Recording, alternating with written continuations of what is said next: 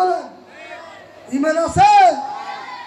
এই মুরা ভাগনার মাজার জ্বালাই তুলি লাশ তুলি জ্বালা দিছে, আজকে জীবনে কোনোদিন এই কাজ শুনছে?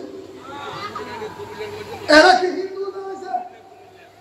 আবার হিন্দু জ্বালাইছে, সাধারণ মানুষও জ্বালাইছে, দাড়িওয়ালা টুপিওয়ালা যারা ওয়াজও এরকম নমাজ বলে একটা, আর বাস্তবে আছে করে। ঠিক না ভাই? ঠিক। এটা হিন্দুর কাজ, কাফেরের কাজ, জ্বালিয়ে ফেলা।